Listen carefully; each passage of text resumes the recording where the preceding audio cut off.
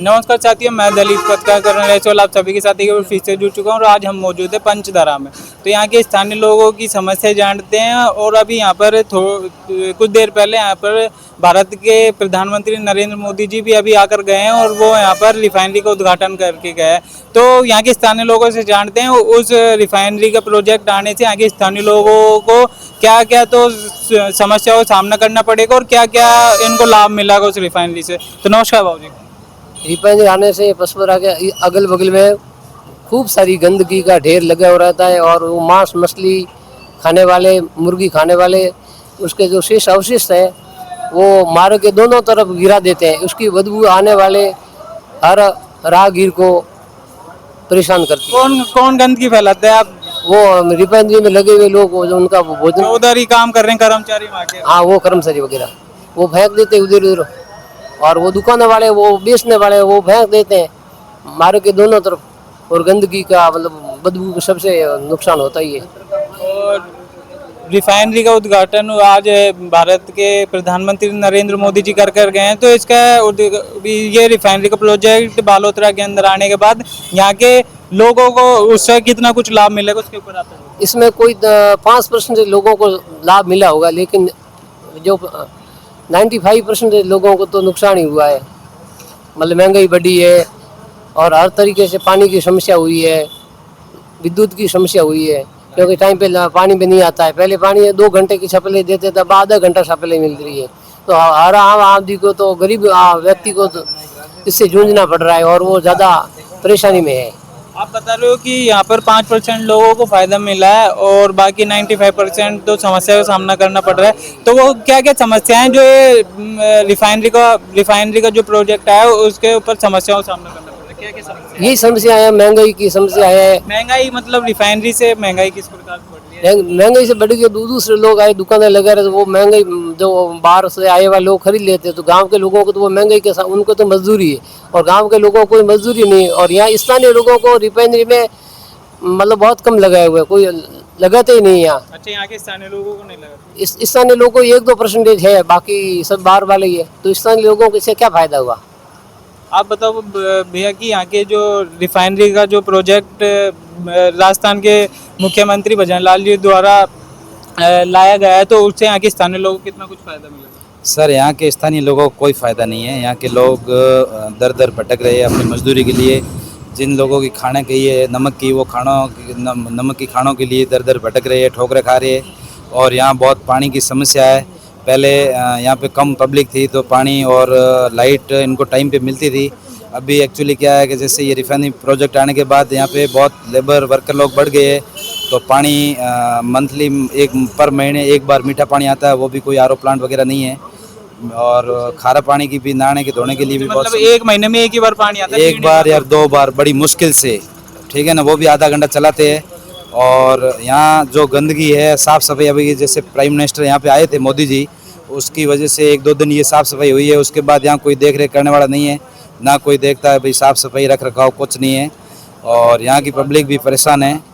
कोई इस प्रोजेक्ट से यहाँ के लोगों को कोई फ़ायदा नहीं मेरे को दिख रहा है। तो यहाँ के स्थानीय लोगों का मानना ये है कि सरकार ये बता रही थी कि यहाँ के स्थानीय लोगों को इससे जो ये प्रोजेक्ट है रिफाइनरी का, यहाँ के स्थानीय लोगों को इससे 1,35,000 तक के लोगों को फायदा होगा, उसमें रोजगार मिलेगा। न केवल बालोतरा क्षेत्र के लोगों को मिलेगा बल्कि पूर्वी राजस्थान के लोगों को भी इसका रोजगार मिलेगा। तो आपको क्या लगता है कि यहाँ रोजगार मिलेगा या फिर नहीं मिलेगा?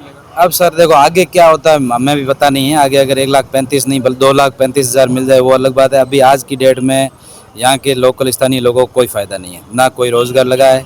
और 100 में से कोई 2, 4, 10 लोग लगे तो अलग बात है, बाकी कोई नहीं लगा, सब लोकल परेशान है। और यहाँ की स्थानीय क्षेत्र के लोगों को और क्या क्या समस्याओं का सामना करना पड़ रहा है? यहाँ सर लाइट है, पानी है, ये साफ़ सफाई है, रोड है, ये सबका सामना करना पड़ रहा है ना परेशानी का। यहाँ कोई ऐसा है नहीं, व्यवस्था नहीं है ना। लाइट 12 घंटे में 9 घंटे लाइट कट होती रहती है और 3 घंटे लाइट देते हैं। और पानी की आपको मैंने सुना दिया, पानी बिल्कुल आता नहीं है। साफ़ सफाई के मामले में जीरो है।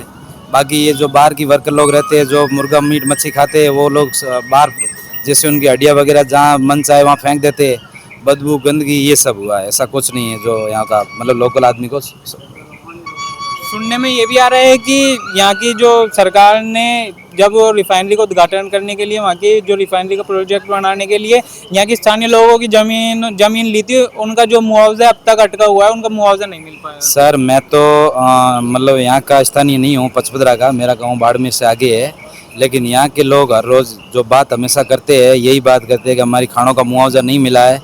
और यहाँ के स्थानीय जो नेता है, जैसे आरएलपी के नेता है और जो निर्दलीय भी नेता है, वो लोग ये हमेशा बोलते हैं कि भाई आपकी खानों का मुआवजा हम दिलाएंगे। अब देखो दिया नहीं दिया ये हमें, मुझे भी पता नहीं। यहाँ के लोकल ये लोग बोल रहे हैं कि हमें कोई मुआवजा नहीं मिला है। और दूसरी तरफ बात करें, जो आपने बताया कि यहाँ की जो स्थानीय समस्याएं, सड़कों की, बिजली की, पानी की, वो क्या अभी से ही है या फिर आपकी लगातार आगे से पिछले कुछ सालों से चलती आ रही हैं? सर लाइट पानी की वैसे समस्या है, लेकिन अभी जो ये वर्कर बढ़ गया है ना, उसके बाद थोड़ी ज़्यादा परेशानी। पहले ये पानी, रिफाइनरी का प्रोजेक्ट है, उसके बाद हाँ, और ज़्यादा उसके बढ़ बाद क्या है कि पानी की भी किल्लत ज़्यादा खपत हो गई है।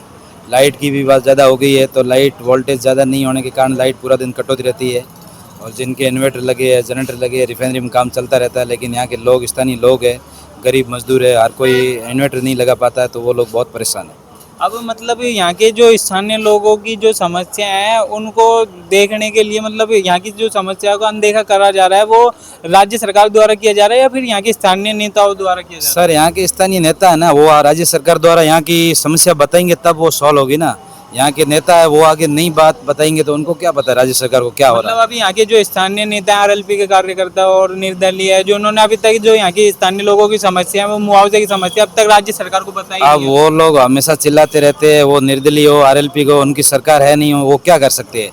डबल इंजन की सरकार है। यहाँ के अरुण जी है जो एमएलए है, वो लोग आगे अगर बात बताएंगे, करवाएंगे काम तो ही होगा ना, ऐसे तो होगा नहीं ना। अब मैं बोल दूँ आगे काम करवाने के लिए, मेरे कहने से तो होगा नहीं, काम होगा क्या। मतलब वो तो जो एमएलए है यहाँ का वही करवा सकता है ना, वो जो सोच करवा सकता है, आगे सीएम तक बात पहुंचा सकता है। अभी यहाँ पे भजन लाल आए थे, 2 दिन साफ सफाई हो गया, एकदम परफेक्ट हो गया। 10 दिन बाद आप देखना फिर वही गंदगी, वही हालत होगी। तो फिर तो उनके आने के लिए तो उन्होंने सड़कें भी बनवा दी, सारी चीज करवा दी, और जैसे ही अब वो हो गया उसका उद्घाटन, अब यहाँ की कोई देख रेख नहीं की। अभी यहाँ की आप 10 दिन 15 दिन बाद एक बार राउंड मार लेना, आप देख लेना अपने आपने खुद की नज़रों से। आप खुद आओगे तो अपने आप पता चल जाएगा। अब हम हमारे मुंह से बोलेंगे तो उससे क्या फ़ायदा। आप देख लेना आज सड़क कैसी है, साफ़ सफाई कैसी है। 10 दिन बाद आ जाना, 15 दिन बाद, 1 महीना बाद, तब पता चल जाएगा क्या है यहाँ की सरकार क्या कर रही है, यहाँ के स्थानीय नेता क्या कर रहे हैं, पता चल जाएगा। देखिए साथियों, आज हम मौजूद थे पंचपदरा में, तो यहाँ के स्थानीय लोगों ने बताया कि यहाँ पर जो रिफाइनरी का उद्घाटन हुआ है, तो उससे यहाँ के स्थानीय लोगों को तो अभी तक मतलब 5% लोगों को ही फ़ायदा मिल पाया, और जो 95% लोग हैं उनको अभी तक तो कोई फ़ायदा नहीं मिल पाया। तो यहाँ के स्थानीय लोगों की जो समस्याओं का सामना करना पड़ता है, ऐसी लाइव अपडेट हम आपको लगातार बताते रहेंगे। जब तक के लिए धन्यवाद।